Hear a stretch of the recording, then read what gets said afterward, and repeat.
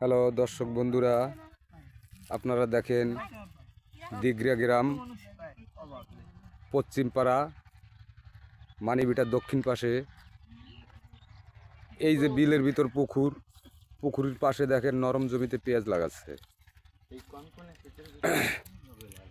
এই উষ্ণ আবহাওয়া এর ভিতরে এসে দেখো কৃষকরা পেঁয়াজ লাগাচ্ছে।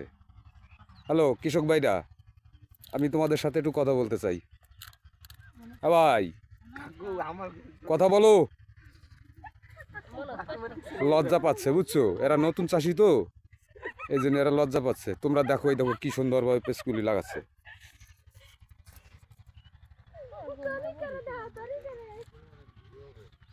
ও ভাই একটু কথা বলো আমার সাথে। হ্যালো দাদা, এই পেঁচগুলি কি জাতের পেঁচ লাগাচ্ছ? ভালো মানের পেঁচ। এটা কি রকম ফলন হয়? অনেক বড় হবে, রসগোল্লার মতন। দাদা বৌদি কি বললো তা তো বুঝতে পারলাম না, কিন্তু তুমি একটু বলো তো এটা কি জাতের পেঁচ, কি রকম ফলন হয় বিঘা প্রতি? 300-400 মনে হবে না।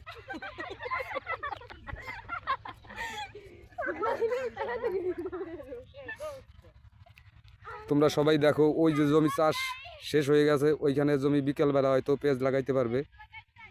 বিলের ভিতরে, বিলের পাশে পেঁয়াজ লাগাচ্ছে। এইখানে যদি পেঁয়াজ হয় তাহলে আপনাদের যত এরকম ধরনের জমি আছে পেঁয়াজ লাগাও। পেঁয়াজে অধিক ফলন, অধিক পয়সা। ধান লাগালে পরে কি হয়? কিচ্ছু হয় না। 5 বিঘা জমির ধান আর 1 বিঘা জমির পেঁয়াজ সমান। 2 বিঘা জমির ধানে যে খরচা যায়, 2 বিঘা জমির খরচা 1 বিঘা পেঁয়াজের জমিতে হয়। তাহলে আরও যে 3 বিঘা জমির খরচাটাও আছে, টাকা ডবল। আপনারা ভুল করেন না, আপনারা পেঁয়াজ লাগাও।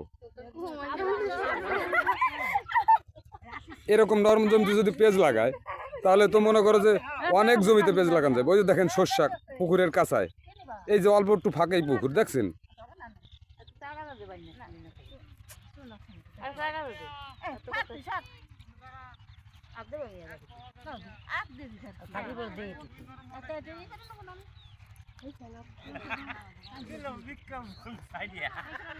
এই যে দেখছেন আমার এক দিদি কি সুন্দর পেঁয়াজ লাগায়, সবচাইতে বেশি লাগায়। দেখো দেখো দেখো, দেখছো?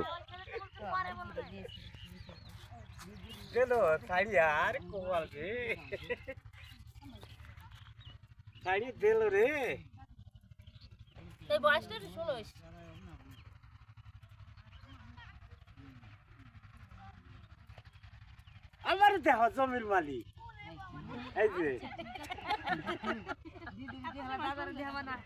জমির মালিক দেখাও। এই জায়গাতে হাতে আমার ম্যাডাম দিন লাগায় ফাইন সুন্দর। ম্যাডাম খাওয়াই লাগায়, দেখছো?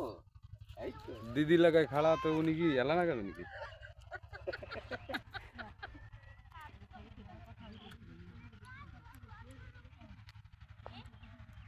এই কয় মোটা নাও, এই শিখবে তার ঘর।